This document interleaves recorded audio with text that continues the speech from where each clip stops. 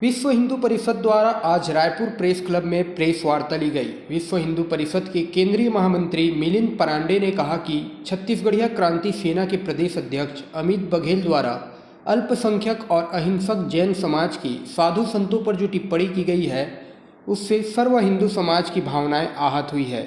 अमित बघेल के खिलाफ विश्व हिंदू परिषद ने कार्रवाई करने की मांग की है। इसके साथ ही हिंसा से प्रभावित व्यापारियों तथा अन्य नागरिकों के नुकसान की भरपाई सरकार से करने की मांग की गई है। वहीं जनजाति समाज के जो लोग मतांतरित हो गए हैं, उन्हें जनजाति आरक्षण से वंचित करने की मांग भी की गई है। यहाँ पर जो पिछले कुछ दिनों में छत्तीसगढ़ीय क्रांति सेना और उनके अध्यक्ष अमित बघेल जी के जो स्टेटमेंट्स है और जो गतिविधियाँ हुई है, तो विश्व हिंदू परिषद उसकी कठोर निंदा करता है। पूज्य जैन संतों के बारे में जिस तरह की भद्दी टिप्पणियां उन्होंने की है, उसकी भी कठोर निंदा करता है। और जनबलि का जो विषय लिया है उन्होंने, तो यह तो प्रत्यक्ष मारने की धमकी दी है, तो यह तो गैर कानूनी है। उनके ऊपर कार्रवाई होनी चाहिए, विश्व हिंदू परिषद मांग करता है अमित बघेल के ऊपर।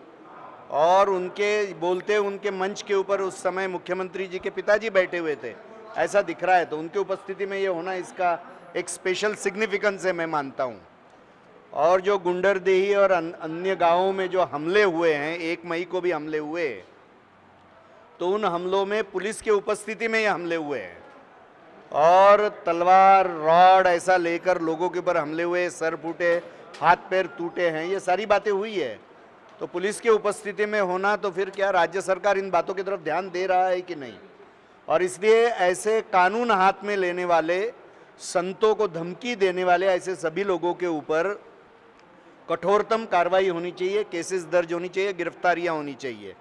विश्व हिंदू परिषद ये मांग करती है कि ऐसे सारे संतों के जीवन की रक्षा के लिए उनकी चिंता करनी चाहिए राज्य सरकार ने, और मंदिरों और मठों की भी रक्षा के बारे में सोचना चाहिए, क्योंकि इस तरह की धमकियां दी जा रही है। दूसरी बात जो विश्व हिंदू परिषद मांग करती है कि जो जो लोग इसमें जख्मी हुए, घायल हुए, जिनका नुकसान हुआ है, उन सभी को राज्य सरकार ने नुकसान भरपाई करनी चाहिए, उसका मुआवजा देना चाहिए व्यवस्थित, और जो जख्मी उनकी चिंता भी करनी चाहिए।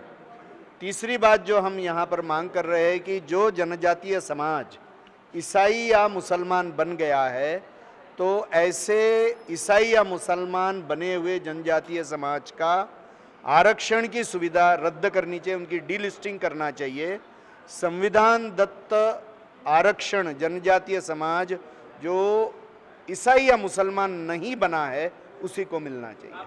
हम एफआईआर पहले दर्ज कराने का प्रयत्न कर रहे हैं, समाज में इसके लिए जागरण करेंगे। पुलिस स्टेशन में नहीं होता है तो कोर्ट में जाके करेंगे, यहाँ नहीं होगा तो देश भर करेंगे। अभी देखेंगे आगे कैसा कैसा होता है, क्योंकि बहुत भी लोग के अनेक घटनाएं हो रही है। मांग करने से एक आग्रह है समाज में, यह दिखाई देता है, वही कर रहे हैं हम। ऐसा है कि ये सारी घटनाओं के पीछे ऐसा लग रहा है कि ईसाई मुसलमान संगठन माओवादी संगठन हो सकते हैं, ऐसा लग रहा है, क्योंकि अनेक अन्य राज्यों में भी इस तरह की घटनाएं हो रही है। तो ये जो मूल निवासी परदेशिया इस तरह के विषय चल रहे हैं, भारत सरकार का भी ये स्टैंड है, हमने यूनाइटेड नेशंस में भी लिया है, और हमारा भी ये स्टैंड है कि भारत में रहने वाले सभी लोग यहीं के मूल निवासी है।